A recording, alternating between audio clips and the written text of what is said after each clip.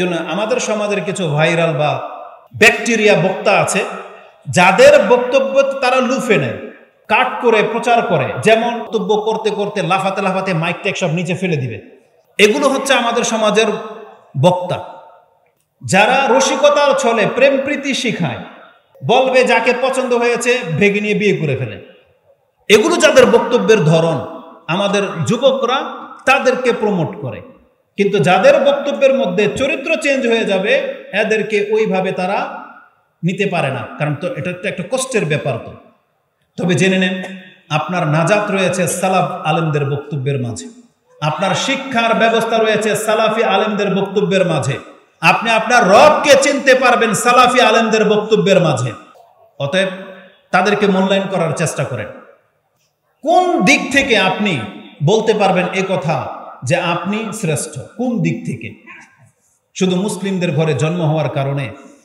আমি জানি যে এই কথাগুলো শুনলে অধিকাংশ মুসলিম ভাইয়েরা নিতে পারবেন না, এটা আপনাদের কাছে একটা নেগেটিভ বক্তব্য হয়ে যাবে। কারণ অধিকাংশ মানুষ আজকে কি টাইপের বক্তব্য শুনতে চায় জানেন?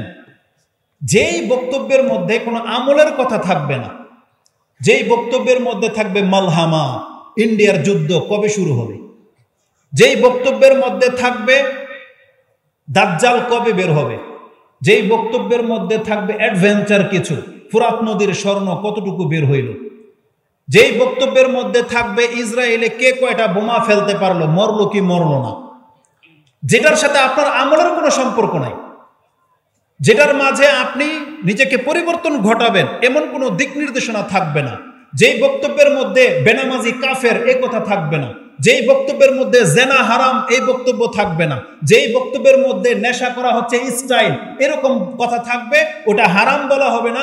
এই ধরনের বক্তব্য আজকে আমাদের যুবকরা পছন্দ করে, কিন্তু চরিত্র চেঞ্জ হয়ে যাবে এই ধরনের বক্তব্য তারা পছন্দ করে না। আজকের এই মাহফিলে আমি যে বিষয়টা নিয়ে আপনাদের কাছে উপস্থিত হয়েছি, সেটা থাকবে মুসলিম ভাই হিসেবে আপনাদের কাছে একটা অঙ্গীকার চাচ্ছি। এই অঙ্গীকার হবে আপনার সাথে এবং আল্লাহর সাথে, আমাদের সাথে না।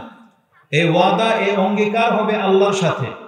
কারণ আমরা লক্ষ্য করে দেখেছি বাংলার জমিনে এরকমের ওয়াজ মাহফিল শত শত বছর ধরে হয়ে যাচ্ছে।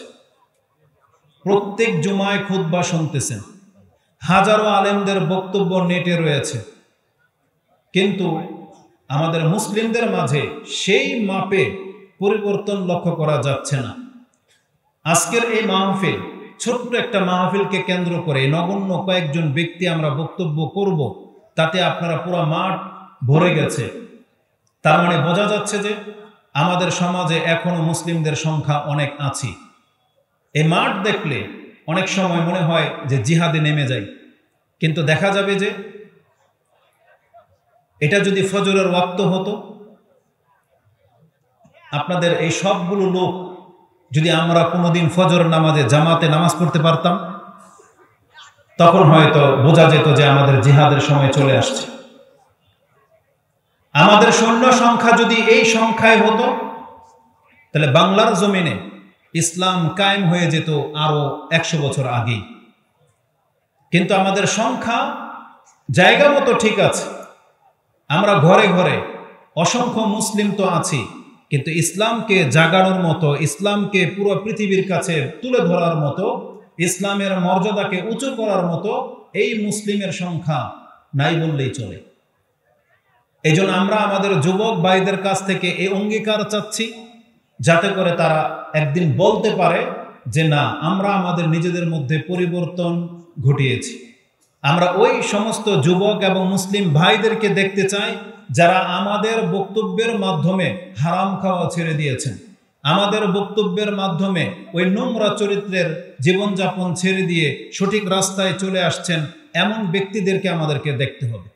যারা হয়তো বেনামাজি ছিলেন তারা নামাজি হয়ে গেছেন, যেই মা বোনরা হয়তো বেপরদায় ছিলেন পর্দা করা শুরু করে দিয়েছেন, এদের সংখ্যা কত পার্সেন্ট হয়েছে এটা আমরা দেখতে চাচ্ছি।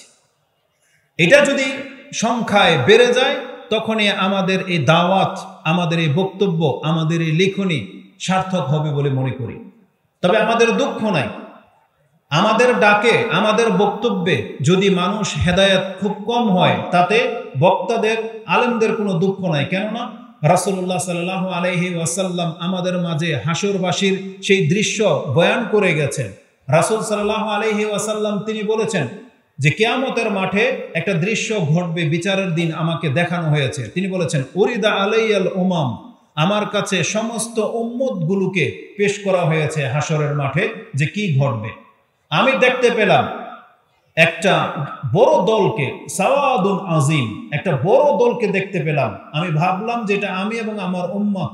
আমাকে বলা হলো যে না, এটা হচ্ছে মূসা এবং মূসা আলাইহিস সালামের জাতি, আপনি ওই দিকে তাকান। রাসূল বললেন আমি ওই দিকে তাকালাম, তার চাইতেও বৃহৎ এবং বড় একটা দলকে দেখতে পেলাম। তখন আমাকে বলা হলো এটা আপনি এবং আপনার উম্মাহ। তার মানে হাসরের মাঠে সবচেয়ে বড় দল যেটা হবে, এটা হবে মুহাম্মদুর রাসূলুল্লাহ সাল্লাল্লাহু আলাইহি ওয়াসাল্লামের দল। সেই হাদিসের মধ্যে রাসূলুল্লাহ সাল্লাল্লাহু আলাইহি ওয়াসাল্লাম এটাও বলেছেন ওয়ারাইতু নাবিয়্যুন মাহু আহাদ, এমনও ব্যক্তিকে দেখেছি, এমনও নবীকে হাসরের মাঠে দেখেছি তার সাথে একজন কি দুইজন। ওয়ারাইতু নাবিয়্যান লাইসা মাহু আহাদ, এমনও নবীকে দেখেছি যেই নবীর সাথে কোনো একজনও নাই, তিনি হাসরের মাঠে একা দাঁড়িয়ে আছেন। কি মনে করেন একজন নবী, তিনি তার সময়কাল পর্যন্ত দাওয়াত দিয়েছেন, তার দাওয়াত একজন মানুষও কবুল করেনি, কিন্তু বিচারের মাঠে কি তিনি ছোট হবেন? বিচারের মাঠে কি আল্লাহ তাকে জবাবদিহিতার আন্ডারে নিয়ে আসবেন? আল্লাহ এই কথা বলবেন তুমি একজনকে হেদায়েত করতে পারলা না কেন? এটা আল্লাহ বলবে না, কারণ নবীদের দাওয়াত যেটা, সেটা নবীরা পুরো করে দেখিয়েছেন।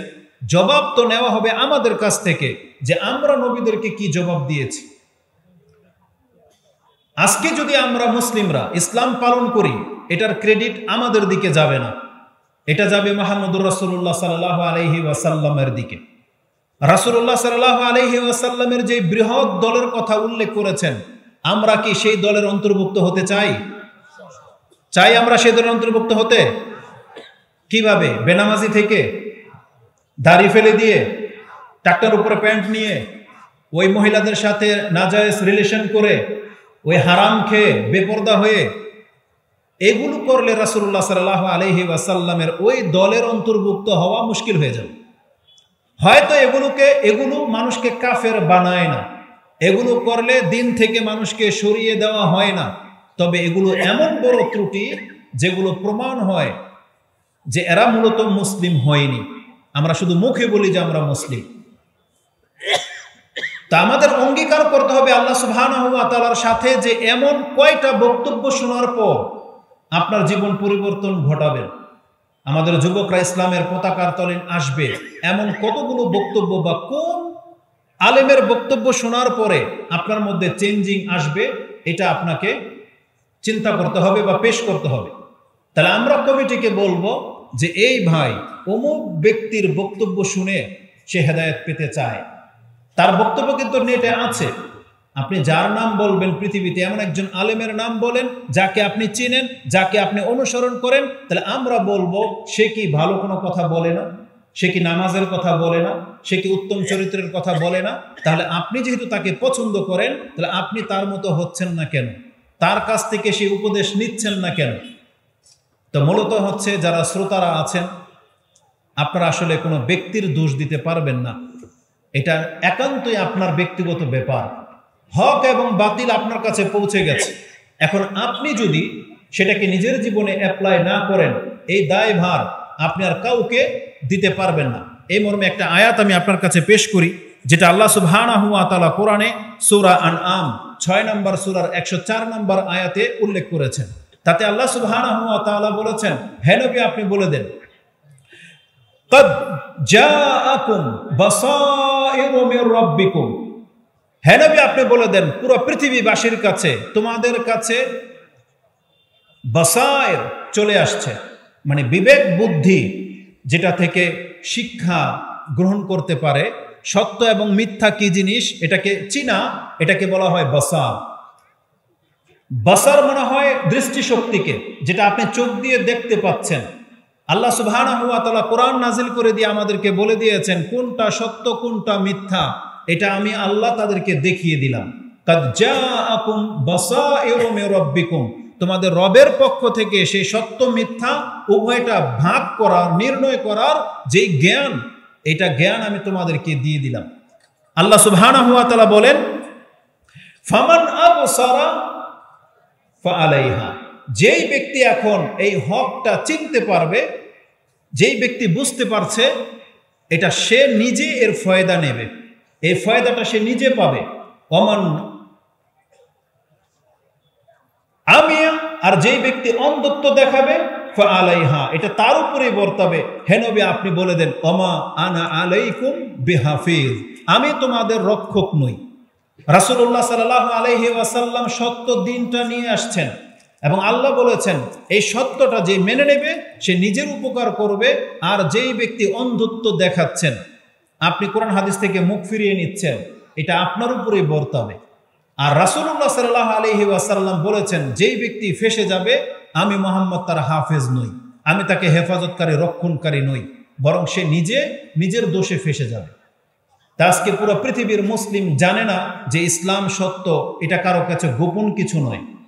ইমানের পাশাপাশি আমল লাগবে নাজাতের জন্য, এটা অজানা কারো নয়।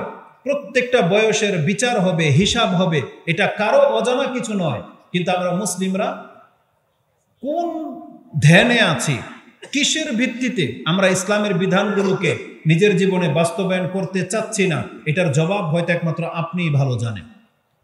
আল্লাহ সুবহানাহু ওয়া তাআলা কিন্তু আপনার এই উদাসীনতার কারণে আপনাকে কিন্তু ছেড়ে দেওয়া হবে না। আল্লাহ সুবহানাহু ওয়া তাআলা কিন্তু আপনার কাছ থেকে বিচার চাইবেন। আপনি এটা জানতেন কিনা যে আল্লাহ একজন রয়েছেন, আল্লাহ আপনাকে সৃষ্টি করেছেন আল্লাহর ইবাদতের জন্য। এই দিন আমাদের কাছে আমানত স্বরূপ দিয়ে দেওয়া হয়েছে। কতজন মুসলিম আছেন যেটা প্রমাণ করতে পারবেন আপনার কাছে ইসলাম ধর্ম নিরাপত্তায় আছে? ইসলামকে আপনি সম্মান করেন, ইসলামকে আপনি মর্যাদার স্থানে রেখেছেন, আপনার কারণে ইসলাম বা মুসলিমরা বদনাম হচ্ছে না, এমন কয়জন মুসলিম আমরা বলতে পারবো?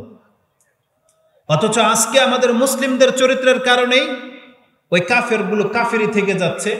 বরং আমরা যখন কথা বলি তখন এই মুসলিমদের উপরে আরো আঙ্গুল তোলা হয় যে মুসলিমরাই হচ্ছে চোর, মুসলিমরাই হচ্ছে বাটপার, মুসলিমরাই হচ্ছে মিথ্যুক, মুসলিমরাই হচ্ছে বেঈমান। সব রকমের যতগুলো গালি আছে তা সব মুসলিমদের উপরে বর্তায়। আর এটা আমরা বলি না, আপনি নিজেই নিজের সাক্ষী। আপনি আপনার মুসলিম ভাইয়ের দোকান থেকে কোনো কিছু কিনে তৃপ্তি পাচ্ছেন না, কেন? বলতেছে ও ঠকায়। কারো উপরে আপনার বিশ্বাস নাই, কারণ আপনার পছন্দ মতো চরিত্রের আপনি কাউকে পাচ্ছেন না। একটা লজিক বলি, আজকে অধিকাংশ সমাজে দেখা যায় কিছু মেয়েদের বিয়ে হয় না, তারা উপযুক্ত পাত্র পায় না। আবার অনেক যুবকরা আছেন উপযুক্ত পাত্রী পাচ্ছেন না। আমি প্রশ্ন করি ওই ভাইদেরকে যাদের বন্ধু বান্ধব আছে, আপনার বোন আছে, আপনি ভালো পাত্র খুঁজতেছেন, তাহলে যাদেরকে আপনি বন্ধু হিসেবে গ্রহণ করেছেন তাদের মধ্য থেকে কোনো একজনকেও আপনার বোনের জন্য আপনি পছন্দ করতেছেন না কেন? কেন বলেন? আপনার এতগুলো বন্ধু বলতেছেন খুব অন্তরঙ্গ বন্ধু, খাস দোস্ত, কিন্তু আপনার বোনের ব্যাপারে বিয়ে দিবেন, আপনি ভালো পাত্র পাচ্ছেন না। তাহলে যাদেরকে আপনি অন্তরঙ্গ বন্ধু হিসেবে গ্রহণ করেছেন ওদের মধ্য থেকে কোনো একজনকেও আপনি আপনার বোনের জন্য পছন্দ করতে পারতেছেন না, এটাই প্রমাণ করে যে এদের চরিত্র একটারও ঠিক নাই। কারণ আপনি জানেন ওদের প্রত্যেকটাকে, তাই আপনার বোন ওকে দিতে আপনি পারতেছেন না। তার মানে ওর মধ্যে আমানতদারিতার খেয়ানত আছে, ওর মধ্যে চারিত্রিক ত্রুটি আছে, শুধুমাত্র মৌখিক বন্ধু। ঠিক তেমনি প্রত্যেকটা বিষয় যদি আপনি বিচার করেন তাহলে দেখতে পাবেন আপনার কাছে আমি যোগ্য না, আমার কাছে আপনি যোগ্য না। এইভাবে আমরা প্রত্যেকটা মুসলিম কিন্তু বদনামের মধ্যে আছি। কিন্তু কেন এমনটা হলো? অথচ আমরাই বলতেছি আমাদের দিন ধর্ম হচ্ছে শ্রেষ্ঠ আর আমরা মুসলিমরাই হচ্ছি শ্রেষ্ঠ। এটা আমাদের মুখের দাবি, কিন্তু আমাদের এই শ্রেষ্ঠ কিসের ভিত্তিতে? আমি আর আপনি যে শ্রেষ্ঠ পুরো পৃথিবীর মধ্যে, এটা কিসের ভিত্তিতে? আমাদের চরিত্র তো সেই শ্রেষ্ঠত্ব প্রমাণ করে না। তা আজকে মুসলিমদের অবস্থা হয়ে গেছে খুব মারাত্মক বিপর্যয়ের দিকে। এবার আমি আমার মূল বক্তব্যের আপনার যে মেসেজটা এখন দিব সেটা কি জানেন? আপনার যে কর্ম এটাই হলো মূল। এটা আপনাকে হয় ডুবাবে, না হয় এটা আপনাকে নাজাত দেবে। আজকে যেই কর্মটাকে আপনি উপেক্ষা করে চলতেছেন, আপনি জানেন না কাল কিয়ামতের মাঠে এই কর্মই আপনাকে নাজাতের একমাত্র মাপকাঠি করা হবে। আজকে হয়তো মুখে বলে দিয়ে দিচ্ছেন যে আল্লাহ আছেন, আমি পরকালে বিশ্বাসী, কিন্তু আপনার বিশ্বাসের সাথে কর্মের কোনো মিল নাই। আমরা সাধারণত এইভাবে এক্সাম্পলটা দিয়ে থাকি। আপনারা প্রত্যেকে মরলে একটা দোয়া পড়ে থাকেন এবং সেটা আপনারা জানেন। কি জন্য একটা দোয়া পড়ি আমরা? ইন্না লিল্লাহি ওয়া ইন্না ইলাইহি রাজিউন। এর মানে কি? আমরা নিশ্চয় কার? ইন্না লিল্লাহ, আমরা আল্লাহর জন্য, মানে আমরা আল্লাহর জন্য সৃষ্টি হয়েছি যে আমরা তার গোলামি করব বা তার কাছ থেকে এসেছি। ওয়া ইন্না ইলাইহি রাজিউন, আর আমরা তার কাছে আবার ফেরত যাব। এটা আমাদের বিশ্বাস, যেটা কোরআনের একটা আয়াতের টুকরা বিশেষ, যে আয়াতটি আপনি সূরা বাকারা 2 নম্বর সূরার 154-55 নম্বর আয়াতে পেয়ে যাবেন। এটা হচ্ছে একজন মুসলিমের কথা যে আমরা আল্লাহর পক্ষ থেকে এসেছি এবং আল্লাহর কাছে আমাদেরকে ফিরে যেতে হবে, এটা আমাদের বিশ্বাস। তার মানে আমরা পরকালে বিশ্বাসী। এর বিপরীত একজন কাফেরের কথা কি জানেন?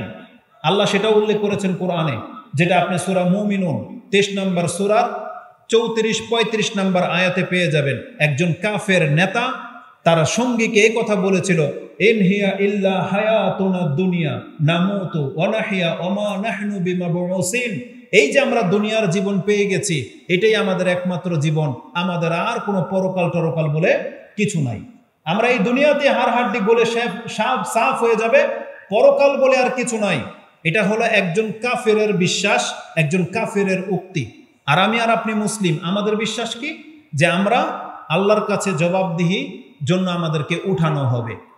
এই মর্মে কোরআনের একাধিক আয়াত আপনার কাছে পেশ করা যেতে পারে। তার মধ্যে উল্লেখযোগ্য একটা আয়াত হচ্ছে সূরা আলে ইমরান 3 নম্বর সূরার 185 নম্বর আয়াতে।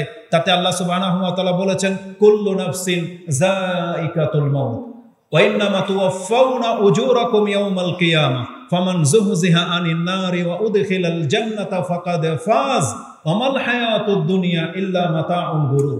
তাতে আল্লাহ বলেছেন যে তোমাদেরকে মৃত্যুর পর অবশ্যই আবার পুনরুত্থান করা হবে, তোমাদের প্রাপ্য পরিপূর্ণভাবে বুঝিয়ে দেওয়ার জন্য। তাহলে কোরআনে এই বিষয়টাকে একাধিক আয়াতে আমাদের কাছে পেশ করা হয়েছে, যেটা আমরা সবাই মেনে নিয়েছি, যে আমরা জানি যে আমরা পরকালে বিশ্বাসী। এবার এই দুই ব্যক্তিকে স্টেজে দাঁড় করিয়ে দেন, যেই ব্যক্তি পরকালে বিশ্বাসী আর যেই ব্যক্তি পরকালে বিশ্বাসী না। আপনি দেখেন তো এই দুই ব্যক্তির মধ্যে সিমিলারিটিটা কি বা ডিফারেন্সটা কি? তুলনা করেন এই দুইজনের মাঝে। একজনের নাম শিপন, এরও নাম শিপন, এর নাম রিপন, এরও নাম রিপন। এর নাম ধরেন যা খুশি তা, যেটা হিন্দুদেরও হয়, খ্রিস্টানদেরও হয়। এর এমন সন্তান মুসলিমদের নামেও আছে, তাই না? মহিলাদের যেমন ধরেন শিলা, শিলা মুসলিমও আছে, মহিলাও আছে। একটা নাম, কমন নাম ধরে নেন। এই ব্যক্তির মোচ নাই, এরও মোচ নাই, এরও দাড়ি নাই, এরও দাড়ি নাই। এর মুখে সিগারেট, জর্দা, বিড়ি, তামাকের গন্ধ, এর মুখেও জর্দা, সিগারেট, বিড়ি, তামাকের গন্ধ। এরও একটা গার্লফ্রেন্ড আছে, মোটরসাইকেল নিয়ে বেহায়ামায় ঘুরে বেড়ায়। এরও একটা মোটরসাইকেল করে এর গার্লফ্রেন্ডকে নিয়ে ঘুরে বেড়ায়। এও যায়, ওই চিপা চাপায় এও যায়।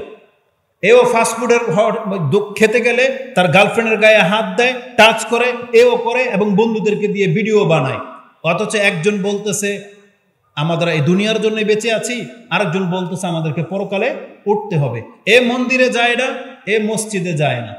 এর প্যান্ট টাকনার নিচে, এরও প্যান্ট টাকনার নিচে। এর প্যান্ট হাঁটুর উপর দিয়ে কয়েকটা ছিদ্র ফাটা, এর প্যান্টও তাই। একে যদি জিজ্ঞেস করেন, এ বলবে যে আমি নাপাক। একে যদি জিজ্ঞেস করেন যে নামাজের সময় আছে, চলো নামাজ পড়তে যাই, এ বলবে আমার প্যান্ট নাপাক। অথচ একজন মুসলিম, একজন কাফের। এটা হচ্ছে আজকে আমাদের চরিত্র, মুসলিমদের চরিত্র। কোন দিক থেকে আপনি বলতে পারবেন এ কথা যে আপনি শ্রেষ্ঠ? কোন দিক থেকে? শুধু মুসলিমদের ঘরে জন্ম হওয়ার কারণে? আমি জানি যে এই কথাগুলো শুনলে অধিকাংশ মুসলিম ভাইয়েরা নিতে পারবেন না। এটা আপনাদের কাছে একটা নেগেটিভ বক্তব্য হয়ে যাবে। কারণ অধিকাংশ মানুষ আজকে কি টাইপের বক্তব্য শুনতে চায় জানেন?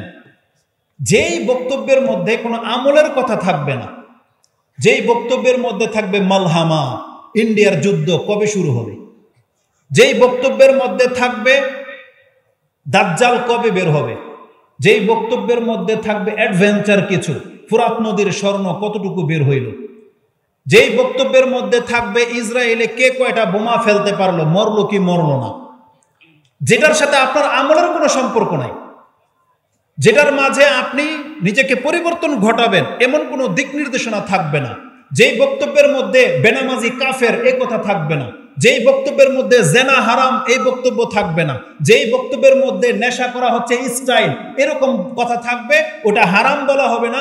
এই ধরনের বক্তব্য আজকে আমাদের যুবকরা পছন্দ করে, কিন্তু চরিত্র চেঞ্জ হয়ে যাবে এই ধরনের বক্তব্য তারা পছন্দ করে না।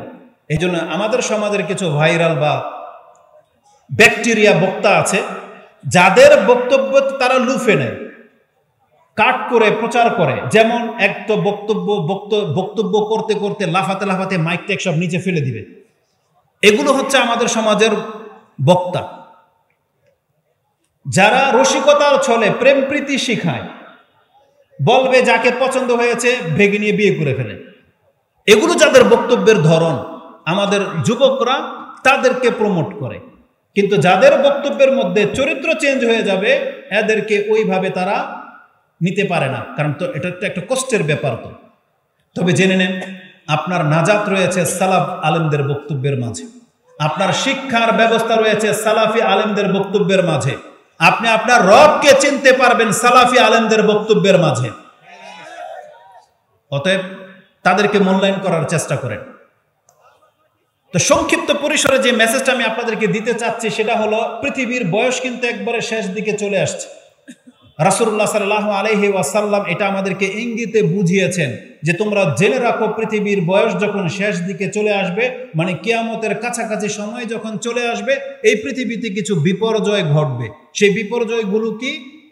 তার প্রথম বিপর্যয় রাসূলুল্লাহ সাল্লাল্লাহু আলাইহি ওয়াসাল্লাম বলেছেন, ইয়াতাকারাবুজ জামান, সময় সংকীর্ণ হয়ে যাবে, ওয়ায়ানকুসুল আমাল, আমল কমে যাবে, ওয়ায়ুলকা শুহা, কৃপণতা বৃদ্ধি পাবে, ওয়াতাজহারুল ফিতান, ফিতনা ছড়িয়ে যাবে, ওয়ায়ুকসিরুল হারাজ, হত্যা বৃদ্ধি পাবে। এটা ইমাম বুখারী রাহিমাহুল্লাহ তিনি তার কিতাবুল ফিতনা 92 নম্বর অধ্যায়ের 7061 নম্বর এই হাদিসটি আপনি পেয়ে যাবেন। রাসূলুল্লাহ সাল্লাল্লাহু আলাইহি ওয়াসাল্লাম তাতে 5টা কথা বলেছেন। সময় কমে যাবে, আমল কমে যাবে, কৃপণতা বৃদ্ধি পাবে, ফিতনা ব্যাপকভাবে ছেয়ে যাবে এবং হত্যা বেড়ে যাবে। আজকে আমরা ওই পৃথিবীর সম্মুখীন হতে যাচ্ছি। প্রথম বিপর্যয়টা ধরেন, যেটা আমরা সবাই এখানে মুসলিম, আমাদের জীবনের প্রথম বিপর্যয় কি? রাসূল সাল্লাল্লাহু আলাইহি ওয়াসাল্লাম বলেছেন, কিয়ামত যত ঘনিয়ে আসবে মুসলিমরা আমল করা ছেড়ে দেবে, ওয়ায়ানকুসুল আমল, আমল করা ছেড়ে দেবে। আপনি হিসাব করেন তো এবার, রাসূলুল্লাহ সাল্লাল্লাহু আলাইহি যুগে তিনি কতটা ইবাদত করতেন, সাহাবায়ে কেরামরা কতটা ইবাদত করতেন, আর আমরা কতটা ইবাদত করি। আমি যতটুকু দেখেছি রাসূলুল্লাহ সাল্লাল্লাহু আলাইহি ওয়াসাল্লামের ইবাদতের সাথে তো কম্পেয়ার আপনি করবেন না, পারবেনও না। তাহলে সাহাবায়ে কেরামদের আমলের সাথে কম্পেয়ার করেন, কারণ আপনি তো বলবেন তিনি তো আল্লাহর রাসূল, তার মতো কি আমরা মেনে নিলাম। কিন্তু আপনি কি জানেন, আমরা আমাদের শ্রোতাদের কাছে বক্তব্য দেই 5 ওয়াক্ত নামাজ ঠিক করেন, এটা আমাদের বক্তব্য। আর রাসূল সাল্লাল্লাহু আলাইহি ওয়াসাল্লাম কিন্তু তার সাহাবীকে এটা বলতেন না, নসিহত করতেন না যে আজকে তুমি 5 ওয়াক্ত নামাজ পড়ছো, এটা বলতেন না। বরং কি বলতেন জানেন? বরং রাসূল আরো নিজে তার সাহাবীদেরকে বলতেন, তোমরা সহনশীল হও, আমল কম করে করো, যেটা যতটা যোগ্যতা রাখো ততটা করো, সহনশীল হও। একজন সাহাবী রাতে সারা রাত ঘুমায় না, তাহাজ্জুদ পড়ে, দিনের বেলায় আবার সিয়াম রাখে। তার খবর রাসূলের কাছে পৌঁছানো হলো, তখন রাসূল সাল্লাল্লাহু আলাইহি ওয়াসাল্লাম বলেন, তুমি কি এটা করো? বলছে না। বলছে লা তাফাল, তুমি এমনটা করো না। কুম ওয়া নাও, তুমি দাঁড়াও এবং ঘুমাও। সুম ওয়া আফতির, তুমি সিয়াম পালন করো এবং মাঝে মাঝে সিয়াম ছেড়ে দাও। কেন? ফাইন্না আলাইকা হাক্কুন, কারণ তোমার উপরে তোমার হক আছে। ওয়া ইন্না লি আইনিকা আলাইকা হাক্কুন, তোমার উপরে তোমার চোখের হক আছে।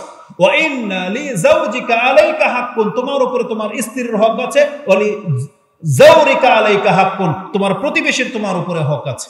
আমি বুঝাতে চাচ্ছি, সাহাবায়ে কেরামরা ফরজ ইবাদত তো করতেনই, নফলে তারা এতটা অ্যাডভান্স যে রাসূল তাদেরকে উপদেশ দিতেন যে না, তুমি একটু কম করে করো, নিজের দিকে খেয়াল রাখো। সাহাবীরা বলতেন, ইয়া রাসূলুল্লাহ, আপনি যদি অনুমতি দেন তাহলে আমরা নিজেদেরকে খাসি করে নেই, খোঁজা করে নেই, আমাদের স্ত্রীর দরকার নাই, মহিলাদেরকে আমরা টাচ করব না, আমরা আল্লাহর রাস্তায় জিহাদে নেমেছি, তো জিহাদে আমাদের জন্য সেক্সুয়াল চাহিদা না জাগে, আপনি অনুমতি দেন, আমরা খাসি করে নিই। রাসূল বলেছেন, না, এই অনুমতি তোমাদেরকে দেওয়া হবে না। লা রহবানিয়াতা ফিল ইসলাম, ইসলামে রহবানিয়াতের কোনো স্থান নাই, তোমরা ধর্ম করবে, সংসারও করবে, এটা অনুমতি করা হয়েছে। কিন্তু আমাদের যুবকরা কি প্রশ্ন করে জানেন? কোন সাইট দেখে, কোন কিছু খুঁজে, যে কোনটা খেলে সেক্সের পাওয়ার বেড়ে যায়, সে ওটা খুঁজে খুঁজে খায়। বলে যে দোয়া, কোন দোয়া পড়লে এটা বেড়ে যাবে, বা ট্রিটমেন্ট নিলে কোন কি খেলে, কোন হার্বাল খেলে সে শক্তি বৃদ্ধি পাবে, এটা জিজ্ঞেস করে। অথচ সাহাবা একরামরা তার উল্টা, তারা এটাকে জাগাতে চায় নাই, কিন্তু আমাদের যুবকরা এটাকে কিভাবে জাগাবে সেই চিন্তায় তারা ঘোরে। তাদেরকে বলা হতো তারা যেন আমল কম করে করে, কিন্তু আমাদেরকে এখন 5 ওয়াক্ত ফরজ নামাজের দিকে আপনাদেরকে ডাকতে হয়। তারাও মুসলিম, আমরাও মুসলিম, অথচ রাসূল বলেছেন ওয়ায়ানকুসুল আমল, আমল কমে যাবে। কিন্তু আজকে মুসলিমদেরকে আমরা লজ্জা পাবো যদি বলি তাহাজ্জুদের কথা, আমরা লজ্জা পাবো যদি সোমবার বৃহস্পতিবার দিন সিয়ামের কথা বলি, লজ্জা পেয়ে যাব। কারণ আমার এই জাতি তো 5 ওয়াক্ত নামাজকেই ছেড়ে দিয়েছে, তারা পর্দা করা ছেড়ে দিয়েছেন, যারা দাড়ি রাখা ছেড়ে দিয়েছেন, যারা হারাম খাওয়া ছাড়তে পারতেছেন না। তাহলে আপনাদের ফরজে ঘাটতি আছে, সেখানে নফল নামাজের বক্তব্য যদি করি এটা বিকবে না। এজন্য আমাদের মুসলিম ভাইদের কাছে এটা উদ্যত আহ্বান থাকবে, আপনারা কি 5 ওয়াক্ত নামাজ পড়তে প্রস্তুত? আপনার সাথে আল্লাহর সাথে একটা ওয়াদা করতে হবে যে মুহাম্মদুর রাসূলুল্লাহ সাল্লাল্লাহু আলাইহি ওয়াসাল্লামের উম্মত হয়ে আমি পৃথিবীতে বাঁচতে চাই। আল্লাহ, আমি তোমার সাথে অঙ্গীকার করতেছি আমার জীবন যাওয়া পর্যন্ত আমি 5 ওয়াক্তের 1 ওয়াক্ত মিস করব না। এটা মুসলিমদের হইতে হবে, কারণ আমাদের দাওয়াত হলো 5 ওয়াক্ত নামাজবিহীন কোনো ব্যক্তি মুসলমান থাকতে পারে না। অথচ কিয়ামতের আলামত হলো আমল কমে যাবে। এবার আপনি দেখেন যে আমাদের ধর্মের আমলগুলো কত কমে গেছে। এর চাইতেও মারাত্মক কথা কি জানেন? যেটা ইমাম বুখারী রাহিমাহুল্লাহ তিনি তার ফিতনার অধ্যায়ের প্রথম হাদিস হিসেবে এনেছেন, যে হাদিসটা আপনি 7048 পেয়ে যাবেন। রাসূলুল্লাহ সাল্লাল্লাহু আলাইহি ওয়াসাল্লাম থেকে আসমা রাদিয়াল্লাহু তাআলা আনহা, তার থেকে ইবনে আবি মুলাইকা তাবি, তিনি বর্ণনা করতেছেন যে আসমা আমাকে এই হাদিস শুনিয়েছেন। তিনি বলেছেন, কালা রাসূলুল্লাহ সাল্লাল্লাহু আলাইহি ওয়াসাল্লাম আনা আলা হাউদিন আনতাজিরু মাই ইয়ারিদু আলাইয়া, আমি আমার হাউজে কাউসারের সামনে অপেক্ষমান থাকব, আমার উম্মতের যে কেউ আমার সামনে দিয়ে যাবে, আমি মুহাম্মদ নিজের হাতে তাকে হাউজে কাউসারের পানি পান করাবো। আমাদের নবী সেখানে অপেক্ষমান থাকবেন আপনাকে হাউজে কাউসারের পানি পান করানোর জন্য। কিন্তু রাসূল সাল্লাল্লাহু আলাইহি ওয়াসাল্লাম বলতেছেন, তবে এটা দুর্ভাগ্য বা একটা সতর্কবাণী তোমাদেরকে শুনিয়ে দেই, তবে কিছু মানুষকে আমার কাছে আসতে দেওয়া হবে না, তাদেরকে গেটের মধ্যে আটকে দেওয়া হবে। তখন আমি বলবো ফাআকুল উম্মতি, আমার উম্মত, ফায়ুকালু, আমাকে বলা হবে লা তাদরি, আপনি জানেন না, মাশাউ আলা কাহতারা, যাকে আপনি আপনার উম্মত বলে গ্রহণ করতে চাচ্ছেন, পানি পান করাতে চাচ্ছেন, এর সম্পর্কে আপনি জানেন না। একে যেই পথের উপরে রেখে এসেছিলেন আপনার ইন্তেকালের পরে, এ কিন্তু আপনার পথে আসে নাই, এ কিন্তু আপনার পথ ধরে নাই, এ কিন্তু পেছন দিকে সরে গিয়েছিল। মাশাউ আলা কাহতারা, সে উল্টা পথে হেঁটেছে। এমন না যে আপনি পেছনে পেছনে অনেক দেরিতে আসছেন, তাও না, মানে আপনি এই পথে হাঁটেন নাই। কাহকারা বলা হয় এমন কিছুকে, আপনি আপনার ছোট বাচ্চাকে, ছেলেকে বললেন চল বাজারে যাই, বা চল মাদ্রাসায় চল, খেলার মাঠ থেকে ধরে নিয়ে আসলেন, হাঁটতেছেন, কিছুক্ষণ পরে দেখেন ও গায়েব, ও আপনার পেছনে নাই, তার মানে উল্টা পথ ধরেছে। তো রাসূলুল্লাহ সাল্লাল্লাহু আলাইহি ওয়াসাল্লাম তিনি একটা সঠিক দিন এনেছিলেন, এবং তিনি বলেছেন ওয়ান্না হাযা সিরাতি মুস্তাকিমান ফাত্তাবিউ ওয়া লা তাত্তাবিউ সুবুলা ফাতাফাররাকা বিকুম আন সাবিলি, এটা একটা মাত্র পথ, যে পথের উপরে আমি আছি, আসো তোমরা আমার পেছনে পেছনে এই পথ ধরে, খবরদার তোমরা ডানে বায়ের পথ কিন্তু অবলম্বন করো না। রাসূল এই কথা বলে দিয়ে চলে গেছেন, তিনি তার গন্তব্যে পৌঁছে গেছেন। এখন আমাদের জন্য অপেক্ষমান, কিন্তু আমরা মুসলিম জাতি তার পথ ধরতে রাজি না, আমরা উল্টা পথে হাঁটতেছি। আমাদের চুলের স্টাইল থেকে নিয়ে আমাদের জীবনযাত্রার মান, আমাদের থিঙ্কিং, আমাদের চলাফেরা, আমাদের অ্যাটিটিউড যেটাকে বোঝায়, বিহেভিয়ার, সবকিছু ইসলামের খেলাফ। সবকিছু মনে হচ্ছে যে আমরা কারো না কারো কাছ থেকে এটা ধার করেছি। চুলের স্টাইল ধার করেছি মেসির কাছ থেকে, পোশাকের স্টাইল ধার করেছি কোনো একটা প্লেয়ারের কাছ থেকে, ওই আমাদের চলাফেরা, কথা বলার ধরন নিয়েছি আর কারো কাছ থেকে, বিয়ে শাদী হয় হিন্দুদের মতো। বার্থডে ম্যারেজ ডে পালন হয় ইহুদি খ্রিস্টানদের মতো। এটা কোন ধর্ম? ইসলাম ধর্মটাকে আপনি কিন্তু খিচুড়ি বানিয়ে ফেলছেন। রাসূলুল্লাহ সাল্লাল্লাহু আলাইহি ওয়াসাল্লামের উম্মতের এতগুলো রূপ হইতে পারে না। মুহাম্মদুর রাসূলুল্লাহ সাল্লাল্লাহু আলাইহি ওয়াসাল্লামের উম্মত যেহেতু একটা, রূপও হতে হবে একটা। আমাদেরকে সেই রূপে ফিরে আসতে হবে। এত রূপ নিয়ে নিজেকে মুসলিম বলে পরিচয় দেওয়া যায় না। মুসলিমদের রূপ একটাই, তারা হচ্ছে আল্লাহর বান্দা। আল্লাহ সুবহানাহু ওয়া তাআলা যাকে যে আদেশ করেছেন সেটা মেনে চলার নাম হচ্ছে ইসলাম, এটা মেনে চলার নাম হচ্ছে মুসলিম হওয়া। কিন্তু আজকে অধিকাংশ মুসলিমরা আমরা এটাকে কর্ণপাত করি না, আমরা গুরুত্ব দিচ্ছি না। রাসূল বলেছেন আমল কমে যাবে, অধিকাংশ মানুষ তার দিন থেকে মুখ ফিরাবে। এই সংবাদ শোনার সাথে সাথে আমরা কেউ হয়তো আমাদের অন্তরের মধ্যে এটা জাগে নাই যে আমি আল্লাহর কাছে আশ্রয় চাই, যে আল্লাহ আমি তোমার কাছে আশ্রয় চাচ্ছি, আমি যেন দিন থেকে মুখ না ফিরাই। আমি এটা হলফ করে বলতে পারি, এখানে যতগুলো শ্রোতা আছেন কেউ বলতে পারবেন না যে আপনি এই মুহূর্তে এই কথাটা শোনার সাথে সাথে আপনি আল্লাহর কাছে এই কথা বলেছেন যে আল্লাহ আমি তোমার কাছে আশ্রয় চাচ্ছি, আমি যেন দিন থেকে মুখ না ফিরাই। কিন্তু জ্ঞানী যারা, এই হাদিসের বর্ণনাকারী ইবনে আবি মুলাইকা, তিনি সাথে সাথে আল্লাহর কাছে দোয়া করতেন। তিনি বলেন আল্লাহুম্মা ইন্না নাউযু বিকা আন নারজি আলা আকাবিনা আও নুফতিনা আন দীনিনা। আল্লাহ আমরা তোমার কাছে আশ্রয় চাচ্ছি, আমরা যেন দ্বীন ইসলাম থেকে মুখ না ফিরিয়ে ফেলি, আমরা যেন দ্বীনের ক্ষেত্রে ফিতনায় না পড়ি। আল্লাহ তোমার কাছে আশ্রয় চাচ্ছি। কিন্তু আমরা আশ্রয় চাই না। আমরা পাগলকে দেখে কোনোদিন আশ্রয় চাই নাই, আমরা কোনো রকমের বিপর্যস্ত ব্যক্তিকে দেখে আশ্রয় চাই নাই, বরং আমরা হাসাহাসি করি, ঠাট্টা তামাশা করি, আমরা ভিডিও করে ভাইরাল হওয়ার জন্য প্রচার করি। অথচ একটা বৃদ্ধ লোক ব্যাগ নিয়ে রাস্তা দিয়ে চলতে গিয়ে পড়ে গিয়েছে, আপনি যেখানে গিয়ে তাকে উঠাবেন আর আপনি খিলখিল করে হাসতেছেন আর অপরকে দেখাচ্ছেন যে পড়ে গেছে। এটা মুসলমানদের চরিত্র না। একজন পাগলকে দেখে আমরা হাসি ঠাট্টা তামাশা করি, একটা মৃগী ব্যক্তিকে দেখে, রোগীকে দেখে আমরা হাসি ঠাট্টা তামাশা করি। কিন্তু ইসলামের নিয়ম হলো, যেই ব্যক্তি অ্যাক্সিডেন্ট হয়ে গেছে, বিপর্যস্ত, ঋণে ডুবে গেছে, একেবারে জীর্ণ শীর্ণ অবস্থায় পৌঁছে গেছে, একজন মুসলিম এটা দেখার পরে সাথে সাথে আল্লাহর কাছে আশ্রয় চাইবে এবং বলবে আলহামদুলিল্লাহিল্লাযী মিম্মাবতালাকা বি ওয়া আফানি ওয়া ফাদ্দালানি আলা কাসীরিম মিম্মান খালাকা তাফদীলা। রাসূল বলেছেন যেই ব্যক্তি এইভাবে আল্লাহর কাছে দোয়া করবে যে আলহামদুলিল্লাহ আল্লাহ আমাকে পাগল বানায় নাই, আলহামদুলিল্লাহ আল্লাহ আমাকে মৃগী রোগী বানায় নাই, আলহামদুলিল্লাহ আমি মুশরিক না, আমি গরুর পূজারী না, যেই ব্যক্তি বলবে আলহামদুলিল্লাহ, রাসূল বলেছেন কিয়ামত পর্যন্ত ওর জীবনে এমন বিপর্যয় কোনোদিন ঘটবে না। সেই ব্যক্তি কোনোদিন পাগল হবে না, সেই ব্যক্তি কোনোদিন ঋণে ডুবে একেবারে ধ্বংস হয়ে যাবে না। কিন্তু আমরা আল্লাহর কাছে আশ্রয় চাই না, বরং আমরা এগুলোকে খেলতামশা হিসেবে নিয়েছি। না, এটা উচিত না। বরং আমাদেরকে ইসলাম শিখতে হবে, আমাদেরকে নিজের কল্যাণ চাইতে হবে। এই পৃথিবী কিন্তু দেখেন ধ্বংসের একেবারে শেষ প্রান্তে চলে এসেছে, এটা খেলতামশা করার সময় না।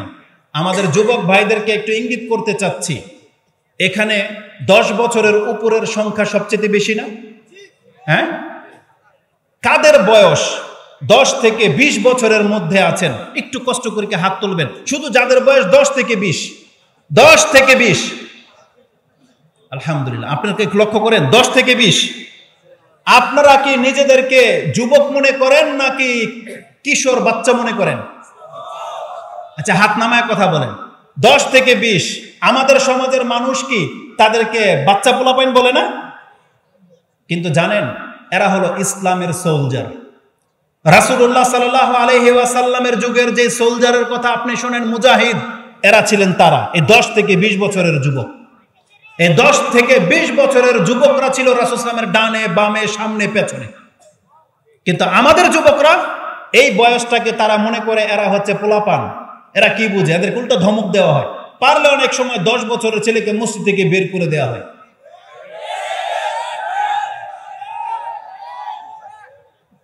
আচ্ছা, যদি ঠিক হয় তাহলে একসাথে বলেন ঠিক না বে ঠিক?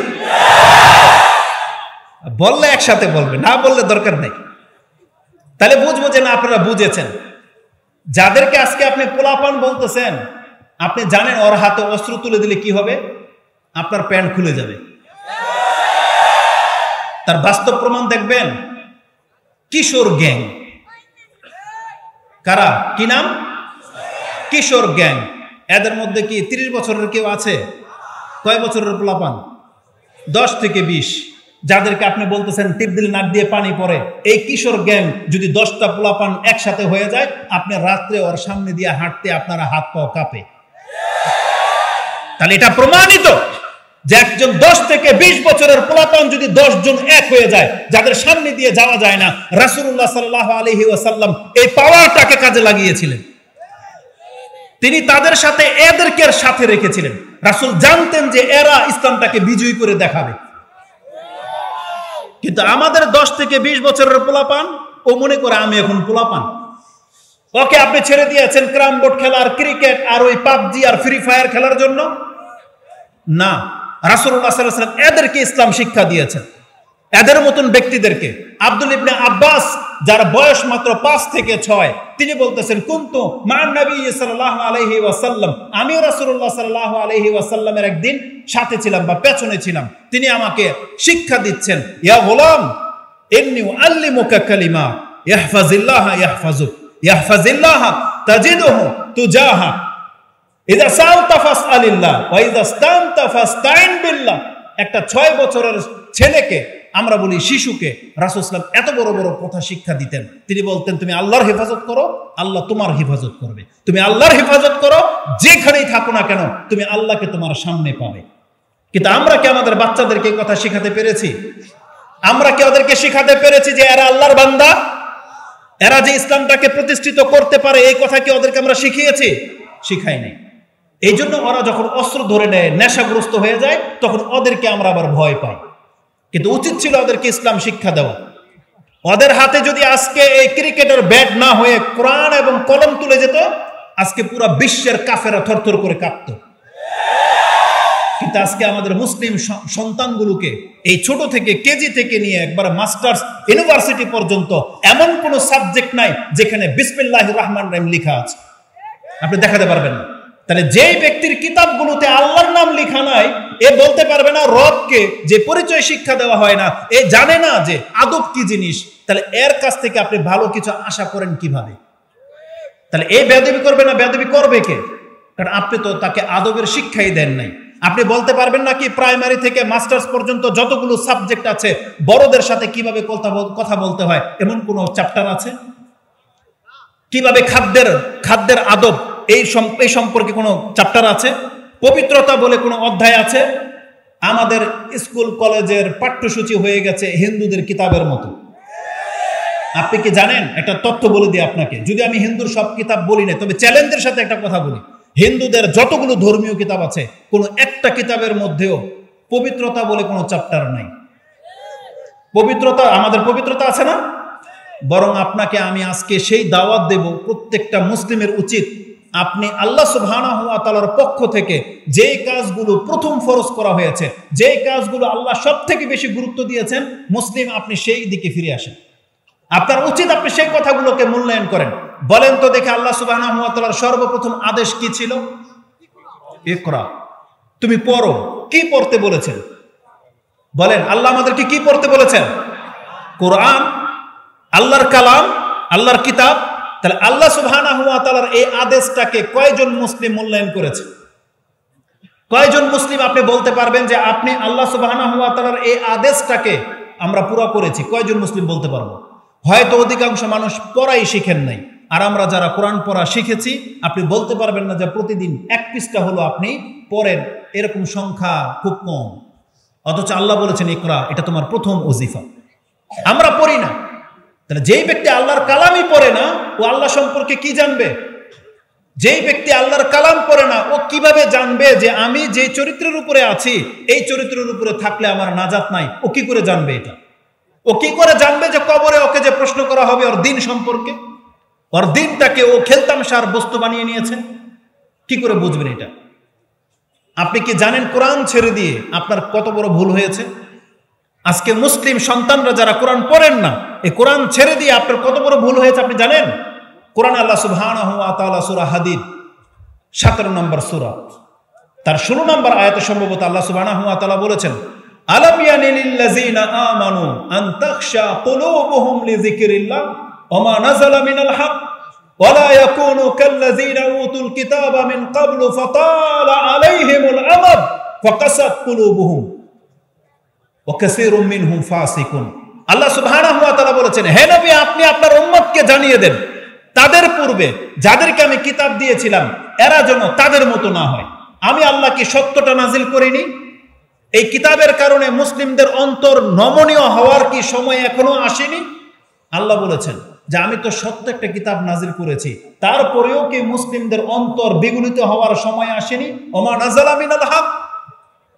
তারপরে আল্লাহ সুবহানাহু ওয়া তাআলা বলেছেন, হে নবী, আপনি আপনার উম্মতদেরকে বলে দেন তাদের চরিত্র যেন তাদের পূর্বের আহলি কিতাবদের মতো না হয়, যাদেরকে আমি আসমানি কিতাব দিয়েছিলাম কিন্তু তারা সেই কিতাব থেকে একটা লম্বা সময় দূরে থেকেছে, টাচ করে নাই, কিতাবের উপর আমল করে নাই। ফাকাসাত কুলুবুহুম, তখন তাদের অন্তর পাথরের মতো শক্ত হয়ে গেছে। আর এদের মধ্যে অধিকাংশরাই হচ্ছে পাপী। তাহলে আজকে আমাদের মুসলিম সমাজে যদি পাপের মাত্রা বেড়ে গিয়ে থাকে, তার মূল কারণ হলো আল্লাহর কিতাব থেকে দূরে থাকার কারণে। এটা একটা আয়াত, এটা সূরা হাদিদের মধ্যে আপনি পাবেন। এখানে আমাদের যুবক ভাইদের জন্য একটা গুরুত্বপূর্ণ মেসেজ আছে। সেটা কি জানেন? যতগুলো কথা আমরা বলি না কেন, আপনাকে যদি জিহাদের কথা বলি, দান সৎকার কথা বলি, আপনাকে যদি রেসপেক্টের কথা বলি, আমরা জানি এটা মেনে নিতে আপনার কোনো দ্বিধা নাই। খুব সহজেই যুবকরা মেনে নিতে পারে। যে কথাটা সহজেই যুবকরা মেনে নিতে পারে, সেই কথাটা একজন বৃদ্ধ লোক সহজে মেনে নিতে পারে না। এটা আমরা দেখেছি, এটা আমরা পরীক্ষা করে দেখেছি। একজন বৃদ্ধ লোক যদি বাতিল আকীদার উপরে, বাতিল কর্মের উপরে যদি শক্ত হয়ে যায়, তাকে হেদায়েত করা খুব কঠিন হয়ে যায়। একজন বৃদ্ধ লোক লং টাইম চলার ফলে তার জবান এমন শক্ত হয়ে গেছে, তার মুখ দিয়ে আপনি সূরা ফাতিহা ঠিক করে উচ্চারণ করাইতে পারবেন না। সে লা ইলাহা ইল্লাল্লাহ এই শব্দটাই সঠিকভাবে উচ্চারণ করতে পারবে না, কারণ লম্বা সময় তা থেকে তিনি দূরে থেকেছেন। এটা কেন বললাম? কিন্তু যুবকরা খুব সহজেই এটাকে গ্রহণ করে নিতে পারবেন, কারণ যুবকরা এখন পর্যন্ত দুনিয়ার সেই সময়টা পার করেননি, যার ফলে দুনিয়ার প্রতি আপনার মহব্বত ভালোবাসা জেগে যাবে। সেই সময়টা এখনো আপনার আসে নাই, যেটা বৃদ্ধদের হয়ে গেছে। এই জন্য আল্লাহ সুবহানাহু ওয়া তাআলা কি বলেছেন? ওয়ালা ইয়াকুনু কাল্লাযিনা উতুল কিতাবা মিন ক্বাবলু ফাতালা আলাইহিমুল আমাদ। এটা লম্বা সময় যদি মানুষ কোরআন হাদিস থেকে দূরে থাকে, তাহলে তার অন্তর শক্ত হয়ে যায়। এই জন্য আমি আমাদের যুবক ভাইদেরকে বলবো, এখনো সময় পার হয় নাই, আপনার এখনই ফিরে আসার উপযুক্ত সময়। এখনই আপনাকে ফিরে আসার উপযুক্ত সময়। আপনি কোরআন হাদিসের দিকে ফিরে আসেন। আপনাদেরকে হয়তো উত্তম ভাবে কেউ বুঝায় নাই, এটা আমাদের আলেমদের ব্যর্থতা। আমরা রাসূলুল্লাহ সাল্লাল্লাহু আলাইহি ওয়াসাল্লামের মতো শিক্ষক পাই নাই, জীবদ্দশায় পাই নাই। সাহাবা একরামদের মতো ব্যক্তিত্বকে আমরা পাইনি, তাবিঈদের মতো ব্যক্তিত্বকে আমরা পাইনি। কিন্তু আমরা যারাই আছি, আমরা মেনে নেই আমাদের মধ্যে ত্রুটি আছে, আমাদের মধ্যে ভুল আছে, কিন্তু আমাদেরকে আপনি বাদ দিয়ে দেন। আপনি রাসূলের কথাকে মূল্যায়ন করেন। আমরা যেটা রাসূল সাল্লাল্লাহু আলাইহি ওয়াসাল্লাম থেকে আপনার কাছে কোট করছি, সেই কথাটা আপনি মূল্যায়ন করেন, তাহলেই কিন্তু আপনার চরিত্র সুন্দর হয়ে যাবে। আজকে কথা বলতে গেলে অনেক কথা বলা লাগে। এই যে ইবাদতগুলো আমরা ছেড়ে দিয়েছি, রাসূলুল্লাহ সাল্লাল্লাহু আলাইহি ওয়াসাল্লাম থেকে মাত্র 3টা হাদিসের 3টা টুকরা খালি আমি আপনার কাছে পেশ করবো, যেহেতু আমাদের ভাই চলে আসছে। আজকে যারা ইবাদত ছেড়ে দিয়েছেন, দুনিয়ার রংতামশায় লিপ্ত হয়ে গেছেন না, এটা প্রথম আপনার জন্য উপদেশ। রাসূলুল্লাহ সাল্লাল্লাহু আলাইহি ওয়াসাল্লাম থেকে ইমাম মুসলিম তিনি তার তাহারাতের প্রথম হাদিস 422 নম্বরে রয়েছে। আপনারা কি কথা বুঝেন? বেচারা, আপনার কথা শুনতে পাচ্ছেন না? আমার মনে হয় শুনতে পাচ্ছেন না। আপনারা কি কথা শুনতে পাচ্ছেন? কিন্তু আপনারা ওইদিকে কি তাকান? ওইদিকে কি ছিল? কোন জিন টিন দেখা যায়?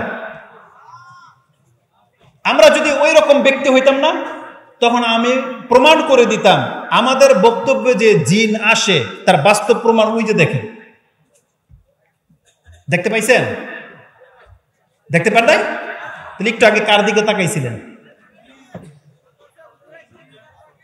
এতো হুজুর তো আমার সামনে, কো আসে নাই? এইরকম যদি করে, তাহলে আমাদের কি হয় জানেন? নিজেদের মধ্যে একটা অন্যরকমের ফিল চলে আসে। আমরা মনে হচ্ছে পিট্টির হয়ে যাবো কোনো একদিন, যে আমাদের স্টেজের মধ্যে জিন চলে আসে, আমাদের শ্রোতারা দেখতে পায়। আমরা যেটা প্রচার করি, কি মনে করেন? বক্তা এখানে দাঁড়ানো, আপনি বক্তা খুঁজেন ওই দিকে। আমি বলেছিলাম যে রাসূলুল্লাহ সাল্লাল্লাহু আলাইহি ওয়াসাল্লাম থেকে মাত্র 3টা হাদিসের 3টা লাইন বলবো। এটা কি আমার কথা ছিল? তাহলে আপনি মূল্যায়ন করলেন না যে যেখানে আপনার রাসূলের কথা বলবো পেশ করেছি। এটা আমার কোনো বাপদাদার কথা এখানে পেশ করতে আসি নাই। এটা কোনো রাজনৈতিক ফিল্ড না যে একদল গেছে, এখন আরেক নেতা আসছে, এখন নেতা তার নেত্রীর গুণগান গাবে। আমরা কি সেই চরিত্রের লোক? তাহলে আমাদের কথাকে আপনি মূল্যায়ন করবেন না? মানে এখানে আল্লাহ এবং তার রাসূলের কথা পেশ করার জন্য দাঁড়িয়েছে, এটা কোনো ব্যক্তির দিকে ডাকা হচ্ছে না। কারণ আমরা ইদানিং দেখতে পাচ্ছি এতদিন যেই দল ক্ষমতায় ছিল আমাদের বক্তব্যে এসে সেই নেতারা এসে খুব ডিস্টার্ব করতো, তারা তাদের নেত্রীর গুণগান গাইতে গাইতে একেবারে আধা ঘন্টা 1 ঘন্টা শেষ। এখন ওই দল শেষ, ফিল্ড খালি। ঠিক তেমনি আরেক দল, সেও তাদের নেত্রীর গুণগান গাওয়া শুরু করে দিয়েছে। এটা কোনো মুসলমানের চরিত্র হতে পারে না। মুসলিম কেবল আল্লাহর গুণগান গাবে, আল্লাহর গুণগান গাবে সর্ব অবস্থায়, সে যেখানে থাকুক না কোনো আল্লাহর গুণগান গাবে। কিন্তু আমাদের মুসলিমদের হয়ে গেলটা কি? আমরা দেখেছি যে দলের ভক্ত তাদের নেতা নেত্রীর কথাই সে মনোযোগ সহকারে শোনে এবং এটাকে লুফে নেয়, কিন্তু যখন কথা হবে আল্লাহ এবং তার রাসূলের, কোন মুসলিমের দ্বারা এটা দুঃসাহস কি করে হয় যে সে অন্য কোন দিকেই করবে, ফোকাস করবে? এটা মোটেও কাম্য না, যেখানে আল্লাহ এবং তার রাসূলের কথা চলতেছে। রাসূলুল্লাহ সাল্লাল্লাহু আলাইহি ওয়াসাল্লাম আমাদেরকে খুব টাইট ভাবে সতর্ক করে দিয়েছেন। কিয়ামতের মাঠে কেউ বলতে পারবে না এটা আমরা জানতাম না। আসুন আপনাকে প্রথম সতর্কবাণী শোনাই। রাসূলুল্লাহ সাল্লাল্লাহু আলাইহি ওয়াসাল্লাম থেকে তিনি ইমাম মুসলিম একটা হাদিস কোট করেছেন, যেই হাদিসটি আপনি মুসলিমের 422 নম্বরে পেয়ে যাবেন। আচ্ছা, এখানে শব্দ করে কে ভাই? কি সমস্যা এখানে?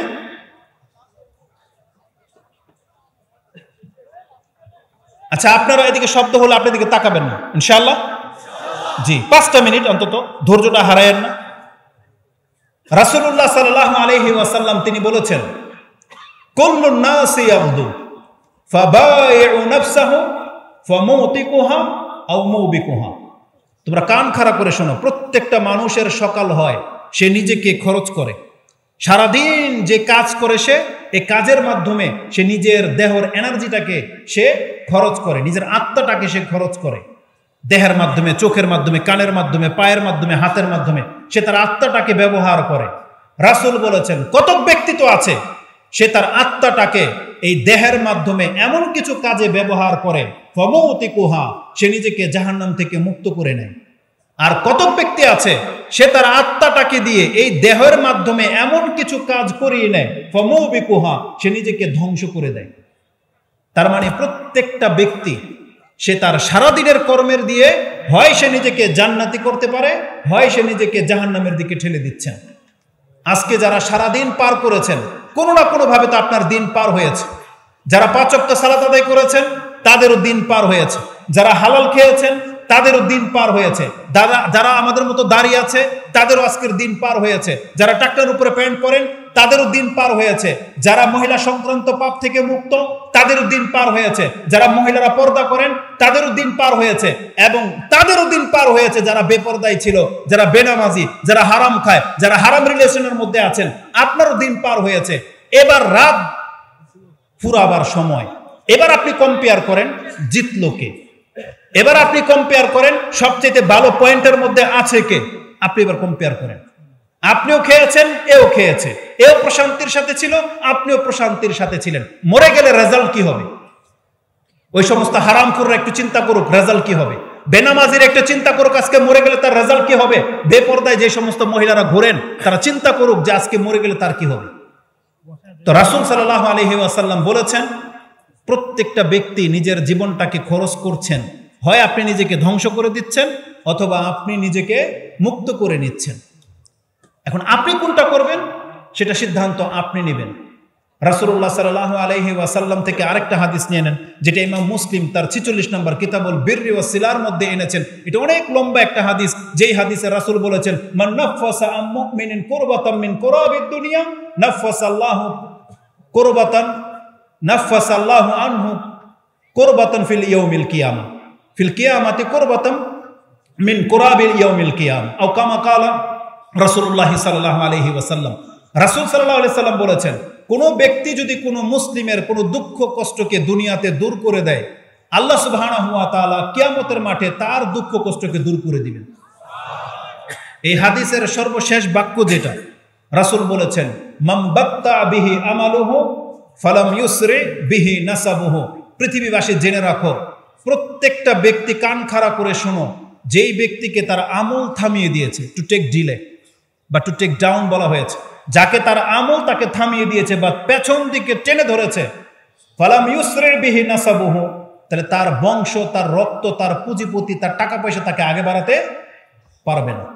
বিচার যখন শুরু হবে, বিচার শুরু হবে আমলের ভিত্তিতে। তাহলে যেই ব্যক্তির আজকে কর্ম করা ছেড়ে দিয়েছেন, ইসলামের বিষয়গুলোকে মূল্যায়ন করেন না, আপনি জেনে নেন আপনার আমল আপনাকে পেছনে ফেলে দিচ্ছে। আপনার বংশ, রক্ত, আপনার সাপোর্ট কিন্তু কাল কিয়ামতের মাঠে আপনাকে আগে বাড়াতে পারবে না।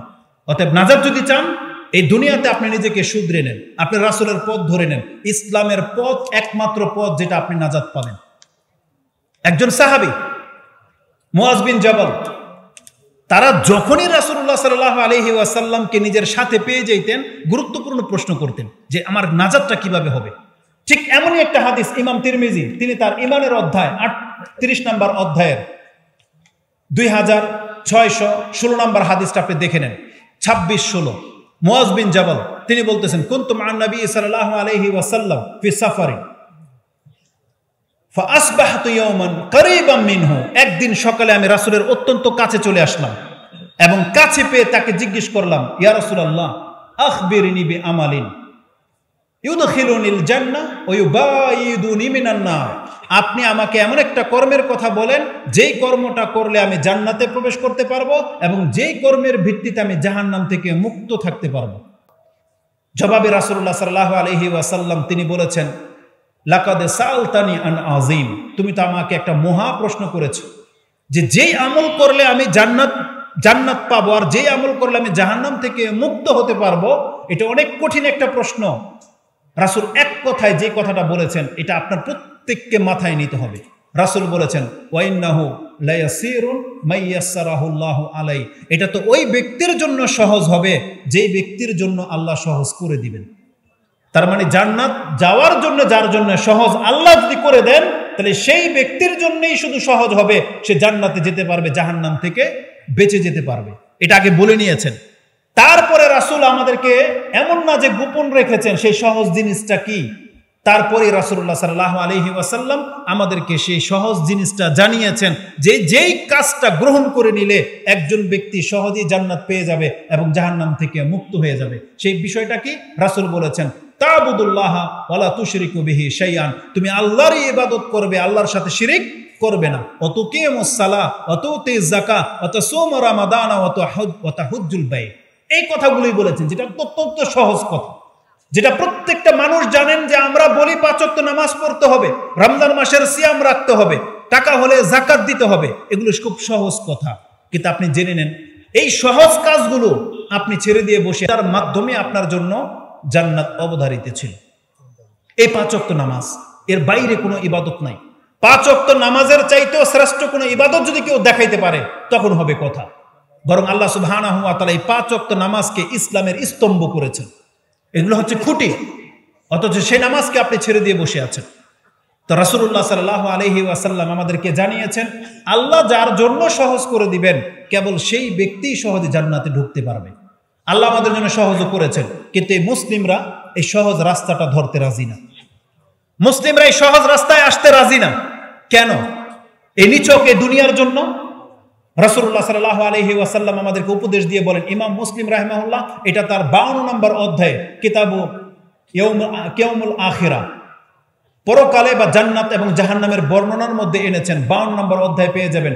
রাসূল কসম করে বলেছেন, ওয়াল্লাযী নাফসি বিয়াদিহি মা মাসালুদ দুনিয়া ফিল আখিরা ইল্লা মিসলাহ, এই দুনিয়া এবং পরকালের উদাহরণ হলো একটা আঙ্গুলের মতো। ইয়াজালু আহাদুকুম ফিল ইয়াম্মি, তোমাদের কোনো ব্যক্তি একটা আঙ্গুল তার সমুদ্রের মধ্যে ডুবিয়ে দেখ এবং বের করে নিয়ে আসুক, এখন দেখুক তার এই আঙ্গুল কতটা পানি তুলে আনতে পেরেছে। সমুদ্রের পানির তুলনায় আপনার 1 ফোঁটা আঙ্গুলের পানি, রাসূল বলেছেন যেই ব্যক্তিকে পুরো দুনিয়া দিয়ে দেওয়া হলো, তার মিকদার, তার পরিমাণ, তার কোয়ালিটি হলো এই মাত্র 1 ফোঁটা পানি, যেই পানির জন্য সে তার নিজের জীবনটাকে শেষ করে দিচ্ছে। আর আল্লাহ সুবহানাহু ওয়া তাআলা তাকে দেওয়ার জন্য যে সমুদ্রের পানি যত দেখতে পাচ্ছ এমন একটা জীবন উপহার দিতে আল্লাহ চেয়েছিলেন, কিন্তু মানুষ এই 1 ফোঁটা পানির জন্য সেই জীবনটাকে উপেক্ষা করে চলেছে। রাসূল বলেছেন প্রত্যেকটা মুসলিমের জন্য এই সমুদ্রের মধ্যে যত পানি আছে এত বড় জীবন আল্লাহ প্রস্তুত করে রেখেছেন। আপনি কি জানেন জান্নাতের কথা যখন আসে একটা কথা শুধু মনে পড়ে, কোরআনের সব আয়াত যদি ভুলে যান অন্তত একটা কথা যদি মনে রাখেন না, জানেন আল্লাহ কি বলেছেন? জান্নাতের নিয়ামত যখন কাউকে দেওয়া হবে, যাকে জান্নাতে ঢুকিয়ে দেওয়া হবে, তাকে শুধু এই কথাটা বলে দেওয়া হবে, লা মাকতুআতিন ওয়ালা মামনুআ। বান্দা তোমার জন্য আজকে জান্নাতে তুমি যা দেখতে পাচ্ছ, তোমাকে দুই অপশনে সমস্ত নিয়ামতের কথা বুঝিয়ে দিই। সেটা কি? লা মাকতুআতিন ওয়ালা মামনুআ। জান্নাতে তোমার কাছ থেকে কোনো নিয়ামত কোনোদিন হারিয়ে যাবে না, কেউ নেওয়ার নাই, তোমার কাছ থেকে ছিনিয়ে নেওয়ার কেউ নাই, এগুলো সব তোমারই থেকে যাবে চিরকাল। আর ওয়ালা মামনুআ, সেখানে না বোধ কোনো শব্দ নাই। সেখানে তুমি তোমার ইচ্ছা মতো যেটাতে হাত দিবা, যেটা খেতে ইচ্ছা হবে, যেটা করতে ইচ্ছা হবে, কোনো একজন ব্যক্তিও এসে তোমাকে বলবে না যেটা নিষেধ, এটা হারাম, বলবেন। যেই ভুল আমাদের পিতা আদম আলাইহিস সালাম করেছিলেন, আল্লাহ সুবহানাহু ওয়া তাআলা ওই একই ভুল তার সন্তানদেরকে দিয়ে জান্নাতে আর করাবেন না।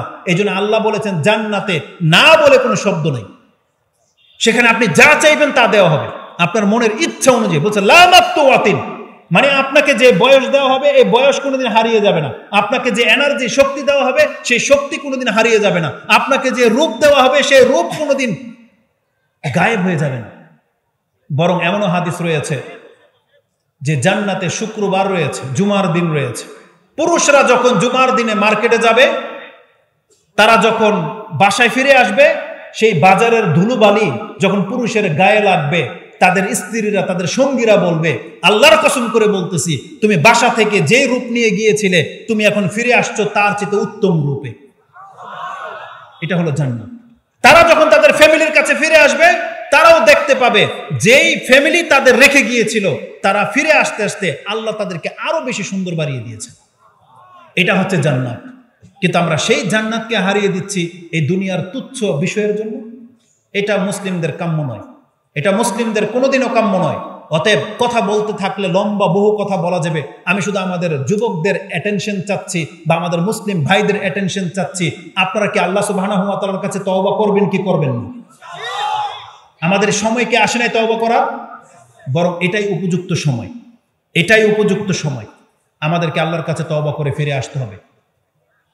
আপনি বিশ্বাস করেন আর না করেন, আপনি বিশ্বাস করেন আর না করেন, আল্লাহ সুবহানাহু ওয়া তাআলা আকাশ থেকে নতুন করে কোনো ফেরেশতা নাজিল করবে না, নতুন করে আর কোনো কিতাব নাজিল হবে না। পৃথিবীর বয়স একেবারে শেষ প্রান্তে চলে আসছে, প্রত্যেকটা মানুষ নিজেকে সতর্ক করার সময় এটাই। আল্লাহ সুবহানাহু ওয়া তাআলা বলেছেন, হাল ইয়ানজুরুনা ইল্লা আন তা'তিয়াহুমুল মালায়েকা আও ইয়াতিয়া রাব্বুক আও ইয়াতিয়া বাদু আয়াতি রাব্বিক। আল্লাহ সুবহানাহু ওয়া তাআলা বলেছেন, তারা কেন তওবা করে না, তারা ইসলামের ছায়াতলে কেন আসতেছে না? তারা কি এই অপেক্ষায় আছে যে আকাশ থেকে কোনো ফেরেশতা নাজিল হয়ে তাকে বলবে, নাকি হে নবী আপনার রব নিজে এসে তাকে বলতে হবে যে বান্দা তুমি নামাজ পড়ো, ইসলামটাকে বাংলার জমিনে প্রতিষ্ঠিত করো? কেন আমাদের মুসলমানের গায়ে কি রক্ত নাই? আজকে যুবকরা তো দেখিয়ে দিয়েছেন, ছাত্ররা তো দেখিয়ে দিয়েছেন, একটা পরাশক্তির বিরুদ্ধে যদি এই যুবকরা রাস্তায় নামে, সে পরাশক্তি পর্যন্ত হার মানতে বাধ্য হয়। তাহলে এই হুঙ্কারটা ইসলামের জন্য কবে হবে বলেন? এই নামা, এই যে রাস্তায় নেমেছেন, রক্ত দিয়েছেন, এটা ইসলামের জন্য কবে হবে? হবে? ওয়াদা করবেন? তাহলে প্রত্যেকটা মুসলিমকে এই জজবা নিয়ে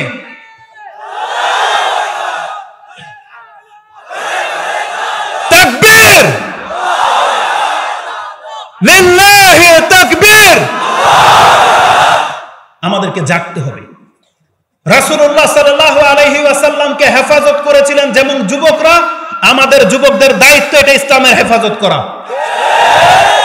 নাহলে কাল কিয়ামতের মাঠে কিন্তু আপনি আল্লাহর কাছে জবাব দিবেন, কারণ এটা কিন্তু আমানত স্বরূপ ছিল। আজকে এতদিন কেন লেগে যাচ্ছে বাংলার জমিনে ইসলাম প্রতিষ্ঠিত হচ্ছে না কেন? কারণ আমরা নিজেরা মুসলিমরা নিজেদের ঐতিহ্যকে ভুলে গেছি। এটা আমাদের ঐতিহ্য না, আমাদের ঐতিহ্য হচ্ছে ইসলাম। আমরা আল্লাহর গোলাম। আমরা যদি মাথা নামাই তাহলে একমাত্র আল্লাহর কাছে মাথা নামাইতে হবে। আপনারা কি তওবা করবেন ইনশাআল্লাহ? অন্তত পক্ষে 5 ওয়াক্ত নামাজ কোনো ব্যক্তির ছুটতে পারে না, এটা জেনে নেন। আপনাকে 5 ওয়াক্ত নামাজ আদায় করতেই হবে। তাহলে এটা হবে আমাদের এই মাহফিল বা আমাদের বক্তব্যের সার্থকতা। এটাই হবে আমাদের বক্তব্যের সার্থকতা। আমরা দেখতে চাই যে আমাদের যুবকরা নামাজি ইনশাআল্লাহ, আমাদের যুবকরা দাড়ি রাখবেন ইনশাআল্লাহ, আমাদের যুবকরা নেশা মুক্ত হবেন, এটা আল্লাহর কাছে আমরা দাবি করি। এবং আমাদের মা বোনদের শৃঙ্খলা ফিরে আসুক, আমরা প্রত্যেকটা গার্জিয়ানের দৃষ্টি আকর্ষণ করি। পিতা হিসেবে আপনি আপনার দায়িত্ব পালন করবেন, যুবক ভাই তুমি ভাই হিসেবে তোমার দায়িত্ব পালন করবে, তোমার বোন যেন বেহাইমি করতে না পারে রাস্তায়, এটা ওয়াদা করতে হবে। কারণ আজকে আমাদের জীবন এই বিপর্যয়ের দিকে চলে গেছে আমাদের লাগামহীন জীবন চলার কারণে। জ্যাম কি আর আমাদের আমল হয়ে গেছে ফুরুতা। আল্লাহ বলেছেন যারা আল্লাহ সুবহানাহু ওয়া তাআলার জিকির থেকে মুখ ফিরিয়ে নেয় তাদের আমল এরকম হয়ে যায়, ড্যাম কেয়ার হয়ে যায়, তারা কোনো পরোয়া করেন। এমনটা মোটেও হওয়া উচিত নয়। রাসূলুল্লাহ সাল্লাল্লাহু আলাইহি ওয়াসাল্লাম যদি থাকতেন, আমরা যেমন তার সঙ্গ দিতাম, আমরা যেমন তার সাথে জিহাদ করতাম, আমরা যেন তার সাপোর্টে লেগে থাকতাম। রাসূল তো নাই, কিন্তু তার দিন তো আমাদের কাছে রেখে গেছে। এজন্য আমাদের মুসলিমদেরকে জাগতে হবে। এটা শুধু মুখের নয়, অবশ্যই আপনি অন্তর থেকে এটা রিয়ালাইজ করতে হবে যে আমাদের ইসলাম ধর্ম হচ্ছে শ্রেষ্ঠ ধর্ম। আপনাকে প্রাউড ফিল করতে হবে যে আমি মুসলিম, আমার পরিচয় হচ্ছে এটা। এটাকে আপনাকে প্রমোট করতে হবে, ইসলামটাকে যাদের কাছে তুলে ধরতে হবে, নৈতিক চরিত্রের মাধ্যমে, আপনার পোশাক আশাকের মাধ্যমে, আপনার ব্যবহারের মাধ্যমে। এটা আমাদেরকে করতে হবে। কিন্তু জানি না সেই সৌভাগ্য আমরা দেখতে পাবো কিনা যে বাংলার জমিনে কোরআনের আইন চলবে। যুবকরা দাঁড়িয়ে গেলে এটা সম্ভব। আল্লাহ তুমি আমাদের যুবকদেরকে কবুল করো, আল্লাহ তুমি আমাদের ভুল ত্রুটিগুলোকে ক্ষমা করো, আল্লাহ তুমি আমাদেরকে 5 ওয়াক্ত নামাজ পড়ার তৌফিক দান করো। ইব্রাহিম আলাইহিস সালাম যেমন তিনি নিজের এবং তার সন্তানের জন্য দোয়া করেছিলেন, আল্লাহ আমরা তোমার কাছে দোয়া করি, আল্লাহ তুমি আমাদেরকে এবং আমাদের সন্তানদেরকে নামাজি বানিয়ে দাও। ওয়াজনুবনি ওয়া বানিয়া নাবুদাল আসনাম, আল্লাহ তুমি আমাদেরকে এবং আমাদের সন্তানদেরকে পুতুল পূজার নোংরামি থেকে বাঁচিয়ে রাখো। আল্লাহর কাছে প্রতিনিয়ত আশ্রয় চাইবেন। এই দিন কিন্তু একটা আমানত, আল্লাহ আমাদের একটা আমানত স্বরূপ দিয়েছে, এটা আমানত, আমাদের মুসলিমদেরকে এটা রক্ষা করে চলতে হবে। রাসূলুল্লাহ সাল্লাল্লাহু আলাইহি ওয়াসাল্লাম আমাদেরকে বলেছেন পৃথিবীর বয়স একবারে শেষ প্রান্তে চলে এসেছে, আমাদেরকে তওবা করে ফিরে আসার এটাই উপযুক্ত সময়। এইভাবে যদি আমরা প্রত্যেকটা জায়গায় যুবকদের সাথে এটা ওয়াদাবদ্ধ হতে পারি, আমরা যদি করে দেখাতে পারি যে আজকের পর থেকে যুবকরা নামাজি হয়ে যাবে, যতগুলো সেমিনার বাংলার জমিনে হবে 1 বছরের মধ্যে বাংলার চিত্র চেঞ্জ হয়ে যাবে। আল্লাহ সুবহানাহু ওয়া তাআলার কাছে আমরা তৌফিক কামনা করি। আমাদের অপারগতার কারণে, আমাদের মূর্খামির কারণে আজকে এই জাতি অনেকটা পেছনে চলে গেছে। এজন্য আমরা আল্লাহর কাছে ক্ষমা চাচ্ছি। প্রথম, আল্লাহ তুমি আমাদেরকে ক্ষমা করো এবং আমাদের এই জাতিটাকে কোরআন এবং সুন্নাহর দিকে ফিরে আসার তৌফিক দান করো। আমাদের মা বোনরা, আপনি কি জানেন তাদেরকে ইসলাম শিক্ষা থেকে অনেকটা দূরে ঠেলে দেওয়া হয়েছিল, কিন্তু সালাফি দাওয়াতের মাধ্যমে, আহলে হাদিস বলেন, সালাফি বলেন, তাদের এই উদ্যোগের মাধ্যমে প্রত্যেকটা মসজিদে মহিলাদের জন্য খুতবা শোনার ব্যবস্থা করার মাধ্যমে আলহামদুলিল্লাহ তাদের দিন শিখার একটা ব্যবস্থা হয়ে গেছে। এভাবে যদি তারা দিন শিখতে পারে, আমাদের ঘরগুলো কলঙ্ক মুক্ত হয়ে যাবে, আমাদের ঘরগুলো কুসংস্কার মুক্ত হয়ে যাবে, আমাদের ঘরগুলো শিরিক মুক্ত হয়ে যাবে। আজকে শুধু আমরা মাঠে ঘাটে চিৎকার করি এটা বেদাত, ওটা বেদাত, এটা শিরিক, ওটা শিরিক। আপনি কি জানেন একটা পুরুষ সমাজের মধ্যে বাহ্যিকভাবে যত কুসংস্কার লিপ্ত, তার চাইতে শতগুণে বেশি কুসংস্কার ঘরের ভিতরে মহিলারা পালন করে। যত রকমের টোটকা, তাবিজ কবজ, ঝাড়ফুঁক, কালি, কায়তন বলেন, যা কিছু বলেন, দেখবেন এদের সাথে মহিলাদের সম্পর্ক সবচেয়ে বেশি। এটা তো হওয়ার উচিত ছিল। আমাদের মা বোনদেরকে ইসলামের শিক্ষা শিখতে হবে। আমরা যদি তাদেরকে কোনো বই গিফট করি, কি গিফট করি? বাসর রাতের আদব, স্বামীর খেদমত। বক্তব্য দিলে হুজুররা কি বক্তব্য দেয়? স্বামীর খেদমত করতে হবে, তাই না? আল্লাহ সুবহানাহু ওয়া তাআলা যে কোরআন নাযিল করেছেন, এটা কি শুধু পুরুষদের জন্য? এটা কি মহিলাদের জন্য নাযিল করেন নাই? আল্লাহ যে একজন আছেন, তাওহীদ যে শিখতে হবে, এটা কি শুধু পুরুষদের জন্য, মহিলাদেরকে শিখতে হবে না?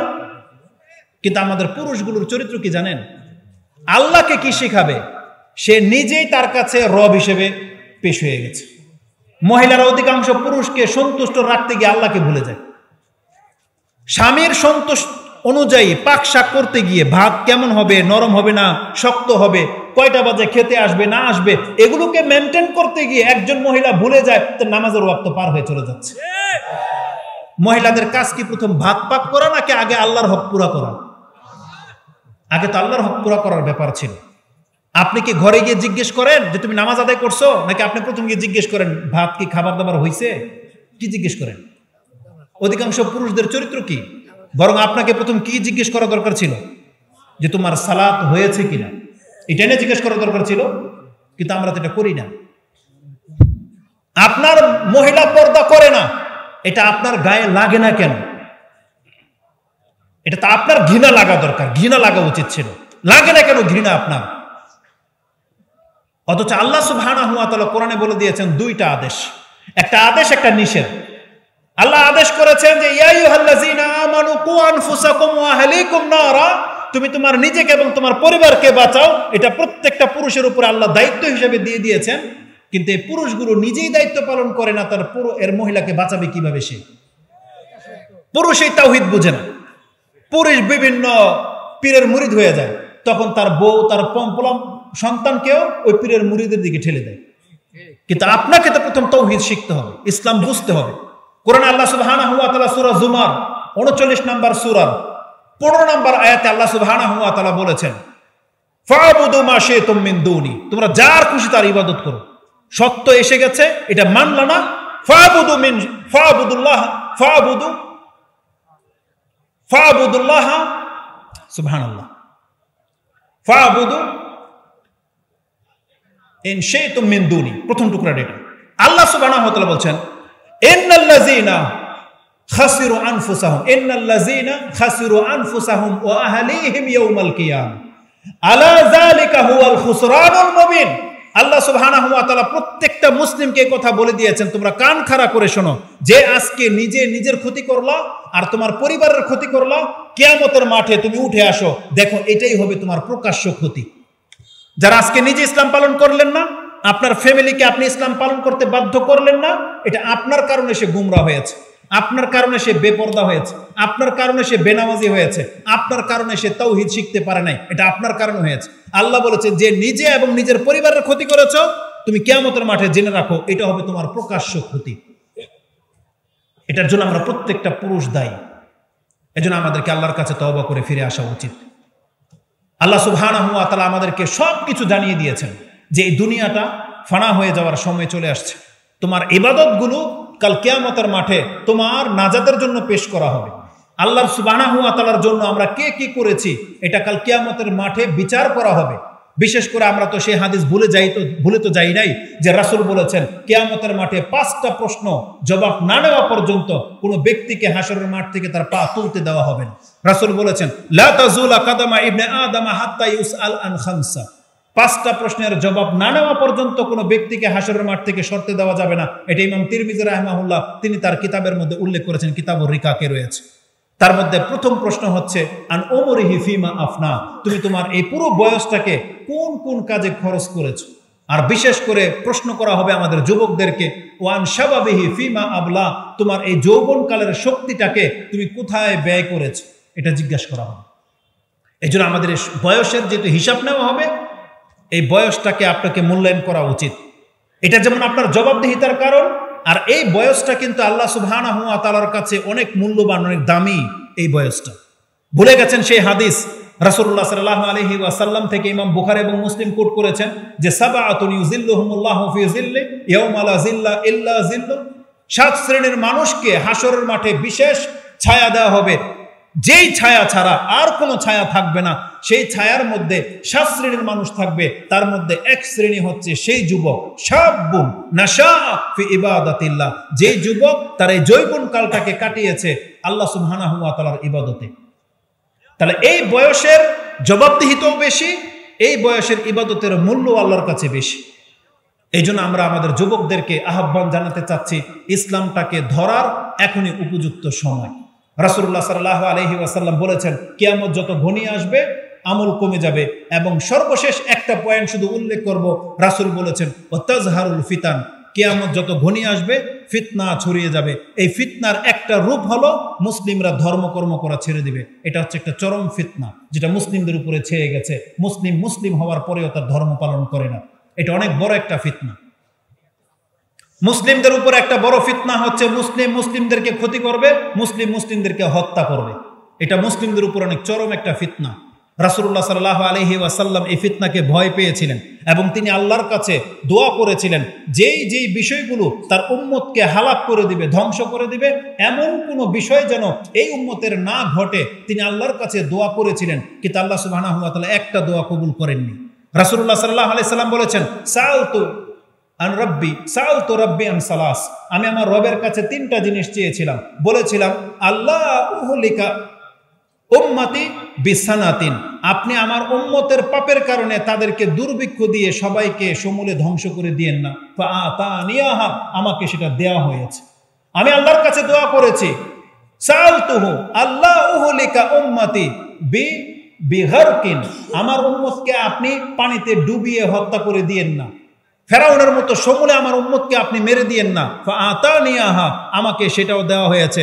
ওয়াসালতুহু আন রাব্বি, আমি আমার রবের কাছে চেয়েছিলাম আল্লাহ ইয়াজআল বাসাহুম বাইনাহুম, আল্লাহ আপনি আমার উম্মতের মধ্যে ফাটল ধরিয়ে দিয়েন না, এক গ্রুপ আরেক গ্রুপের উপরে চেপে যাবে, এক গ্রুপ আরেকজনের উপরে শত্রুতা করে তাকে হালাক করে দিবে, আমার উম্মতের উপরে আপনি এমনটা কইরেন না।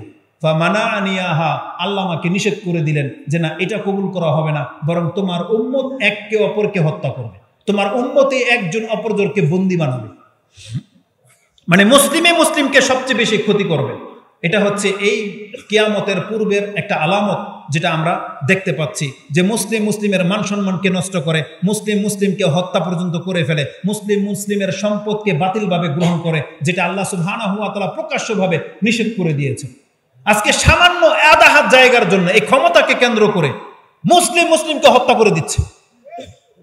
এটা কত বড় পাপ, যেখানে রাসূলুল্লাহ সাল্লাল্লাহু আলাইহি ওয়াসাল্লাম বলেছেন, ইদাল মুসলিমানে হামালা আহাদুহুমা আলা আখিহি সিলাহ ফাহুমা ফি জুরুফি জাহান্নাম, দুইজন মুসলিম যদি সামনাসামনি অস্ত্র নিয়ে দাঁড়ায়, লাঠি হোক যে কোনো কিছু হোক, যে সে তার ভাইকে একটা আঘাত করবে, দুইজন মুসলিম যদি সামনাসামনি অস্ত্র নিয়ে দাঁড়ায়, রাসূল বলেছেন দুইজনই তখন জাহান্নামের উপরে দাঁড়িয়ে যায়, দুইজনই তখন জাহান্নামের উপরে। ফাইজা কাতালা আহাদুহুমা সাহিবাহু, একজন যদি আরেকজনকে হত্যা করে দেয়, দাখালা জামিয়ান, তাহলে দুইজনই জাহান্নামে চলে যাবে। কি মনে করেন? এটা হচ্ছে মুসলিমের মর্যাদা এটা। কেউ যদি মুসলিমকে হত্যা করে তাহলে সে জাহান্নামে চলে যাবে। এই মুসলিমে যদি অস্ত্র ধরে তাহলে দুইজনই জাহান্নামে চলে যাবে। বলা হয়েছিল, ইয়া রাসূলুল্লাহ হাযাল কাতিলু ফামা বালুল মাকতুল, এ তো হত্যা করেছে, এ নেলে জাহান্নামে যাবে, যাকে হত্যা করা হয়েছে এটা তো মুসলিম ছিল, এ কেন জাহান্নামে যাবে? তখন রাসূল বলেছেন, ইন্নাহু কানা হিরসুন আলা কাতলি সাহিবিহি, কারণ সেও তার ভাইকে হত্যা করার জন্য তৎপর ছিল, সেও তার ভাইকে হত্যা করার জন্য চেষ্টা করেছিল, কিন্তু সে পারেনি, মরে গেছে, কিন্তু ইচ্ছা থাকার কারণে এই জন্য সে জাহান্নামে যাবে। ইমাম তিরমিজি রাহিমাহুল্লাহ তিনি তার কিতাবুল দিয়াত, রক্তপণের মধ্যে হাদিস এনেছেন। রাসূল সাল্লাল্লাহু আলাইহি ওয়াসাল্লাম বলেছেন, লাউ আন্নাস সামাওয়াতি ওয়াল আরদি ইশতারাকু ফি দামি মুমিনিন আকুব্বাহুমুল্লাহু জামিয়ান, পুরো পৃথিবীর মানুষ এবং পুরো আকাশের সমস্ত ফেরেশতা যদি একজন মুসলিমকে হত্যায় অংশ নেয়, তাহলে একজন মুসলিমকে হত্যা করার কারণে যত মানুষ তাতে অংশ নিয়েছিল প্রত্যেকটাকে আল্লাহ জাহান্নামে ফেলে দিবেন। এটা হচ্ছে একটা মুসলিমের রক্তের মান, কিন্তু আমাদের কাছে সেই রক্ত কোনো মূল্যায়ন পাচ্ছে না। অথচ রাসূলুল্লাহ সাল্লাল্লাহু আলাইহি ওয়াসাল্লাম বলেছেন, একজন মুসলিমের রক্ত, ইজ্জত, সম্মান ওই রকম হারাম যেমন মক্কার ঘর হারাম, যেমন মক্কা নগরী হারাম, যেমন কুরবানির দিন হারাম, কিন্তু আমরা সেটাকে মূল্যায়ন করি না। আমরা মুসলিমকে সামান্য কিছুর কারণে হত্যা করে দিচ্ছি। অথচ রাসূলুল্লাহ সাল্লাল্লাহু আলাইহি ওয়াসাল্লাম আমাদেরকে চরমভাবে নিষেধ করে গেছেন। যে রাসূল সাল্লাল্লাহু আলাইহি ওয়াসাল্লাম বলেছেন, লা তারজিউ বাদি দুল্লালান আও কুফারান ইয়াদরিবু রিকাবা বাদিকুম রিকাবা বাদিন, খবরদার দেখো আমার মৃত্যুর পর তোমরা একে অন্যকে হত্যা করে দিয়ে গোমরা হয়ে যেও না, কুফরিতে নিমজ্জিত হয়ে যেও না। এটা রাসূল সতর্ক করেছেন, কিন্তু কে কার কথা শুনে? আজকে মুসলিম হয়ে মুসলিমদেরকে হত্যা করে, মুসলিমদের সাথে খেয়ানত করে, এটা মুসলিমদের চরিত্র? তাহলে মুসলিমের দ্বারা ক্ষতিগ্রস্ত হবে, এটা হচ্ছে কিয়ামতের অনেক বড় একটা লক্ষণ। রাসূলুল্লাহ সাল্লাল্লাহু আলাইহি ওয়াসাল্লাম বলেছেন, ওয়ায়ুলকাশ শুহা, কিয়ামতের একটা চরম নিদর্শন হলো মানুষের অন্তরের উপরে কৃপণতা ছেয়ে যাবে। রাসূল বলেছেন মানুষ কৃপণ হয়ে যাবে। এই যে মানুষ যে কৃপণ হয়ে যাচ্ছে, এটা তার বাস্তব প্রমাণ হলো, দান করতে বললে মানুষের পকেট থেকে টাকা বেরোয় না। আমি 5 মিনিট শুধু এখান থেকে নেব, 5 মিনিট, তারপরে আমাদের ভাই চলে আসবে। আপনারা কি আমার কথা বোঝেন? এখন যে কথাটা বলবো এটা হচ্ছে দান সম্পর্কে, যে আমাদের মুসলিমরা যে আমরা কৃপণ হয়ে গেছি, পকেটে তো টাকা আছে, কিন্তু পকেটে টাকা আছে দেওয়ার মতো পর্যাপ্ত টাকা, কিন্তু আপনি যদি না দেন, কোরআন থেকে একটা উদ্ধৃতি আপনাকে দিয়ে দিই। কোরআনে তো আলহামদুলিল্লাহ আল্লাহ সুবহানাহু ওয়া তাআলা তো সবকিছুই বলেছেন, তাই না? আসুন, আমি জানি না যে এই আয়াত আপনি এর আগে কোনোদিন এইভাবে শুনেছেন কিনা বা পড়েছেন কিনা। কোরআনে আল্লাহ সুবহানাহু ওয়া তাআলা সূরা নাহাল 16 নম্বর সূরা, তার 75 নম্বর আয়াতটি সম্ভবত এটা হবে, আমি বের করি তারপর আমি আপনাকে দেখাই। কোরআনে আল্লাহ সুবহানাহু ওয়া তাআলা সূরা নাহাল 75 নম্বর সূরা, জি ঠিকই বলেছি, কোরআনে সূরা নাহাল 16 নম্বর সূরার 75 নম্বর আয়াতটি আপনি বাসায় গিয়ে দেখবেন। আজকে যারা কৃপণতা করেন অথচ কোটিপতি, আজকে যারা কৃপণতা করেন লাখপতি, অথবা আপনি যারা কৃপণতা করছেন আপনার পকেটে এখনো কয়েকশো বা কয়েক হাজার টাকা আছে, তার মান মর্যাদা কি? কোরআনে একটা এক্সাম্পল দিয়েছেন আল্লাহ সুবহানাহু ওয়া তাআলা। আপনারা কি কথা বোঝেন? ওই যে পেছনে কথা শুনতে পান? এই মাইকটা কি ভালো না খারাপ? এই মাইকের নিচে যারা আছেন কথা শুনতে পান? একটু হাত তুলেন, দেখা যাচ্ছে না, ওই দিকটা অন্ধকার আছে, আপনারা কি শুনতে পান? জি শুনতে পান। আল্লাহ সুবহানাহু ওয়া তাআলা কোরআনে 2 ব্যক্তির উদাহরণ দিয়েছেন, কৃপণ আর দাতা। এই 2 ব্যক্তির মধ্যে কি পার্থক্য সেটা আল্লাহ সুবহানাহু ওয়া তাআলা কোরআনে সূরা নাহাল 16 নম্বর সূরার 75 নম্বর আয়াতে উল্লেখ করেছেন। কোরআনে আল্লাহ সুবহানাহু ওয়া তাআলা বলেন, ওয়াদারাবাল্লাহু মাসালার রাজুলাইনি আহাদুহুমা আবকামু লা ইয়াকদিরু আলা শাই